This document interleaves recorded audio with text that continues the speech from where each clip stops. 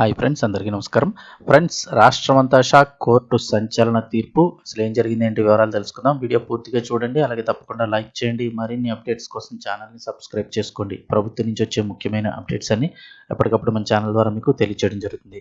అలాగే వీడియోని ఒక లైక్ చేశారంటే మరింత మందికి ఇన్ఫర్మేషన్ చేరుతుంది. వివరాల్లోకి వెళ్ళిపోదాం. దేశవ్యాప్తంగా సంచలనం సృష్టించిన బులంద్ హషర్ NH-91 గ్యాంగ్ రేప్ కేసులో సోమవారం నాడు న్యాయస్థానం కీలక తీర్పు వెలువరించింది. ఆల్మోస్ట్ 9 ఏళ్ల తర్వాత ఈ తీర్పు అయితే రావడం జరిగింది. 2016లో ఈ ఘటన జరిగింది.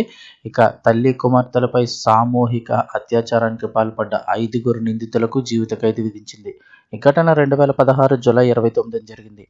నోయిడా నుంచి షాజహాన్పూర్కు కారులో వెళ్తున్న 5 సభ్యుల కుటుంబాన్ని బులంద్ హషర్ కొత్వాలీ దేహత్ పరిధిలోని దోస్తపూర్ గ్రామం సమీపంలో దుండగులు అడ్డుకున్నారు. రహదారిపై ఇనుప రాడ్డును పెట్టి కారును ఆపించిన నిందితులు కుటుంబాన్ని బలవంతంగా లాగి సమీప పొలాలకు తీసుకువెళ్లారు.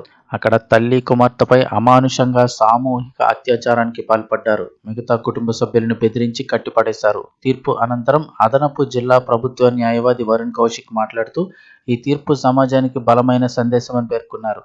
ఇలాంటి ఘోర నేరాలకు పాల్పడే వారిని సమాజం నుంచి దూరంగా ఉంచాల్సిన అవసరం ఉందని న్యాయస్థానం స్పష్టం చేసింది. ఇక 5 నిందితులకు జీవిత ఖైదు విధించడం ద్వారా న్యాయం జరిగిందని అన్నారు. ఈ కేసులో ఫోరెన్సిక్ ఆధారాలు కీలకంగా మారాయని, బాధిత తల్లి దుస్తులపై లభించిన డిఎన్ఏ నమూనాలు నిందితుల్లో ఒకరితో సరిపోవడం వల్ల అభియోగాలు బలపడ్డాయని కౌశిక్ వెల్లడించారు. ఈ ఘటనలో మొత్తం 6పై ఛార్జిషీట్ దాఖలైనప్పటికీ విచారణ సమయంలో 2019లో ఒక నిందితుడు జైల్లో మృతి చెందాడు.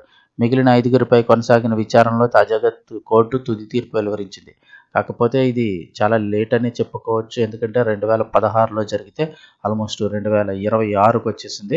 ఇంచుమించుగా 9 ఏళ్ల పైన, అంటే 17 సంవత్సరాలు దగ్గరగా ఈ కేసులో తీర్పు రావడానికి సమయం పట్టింది.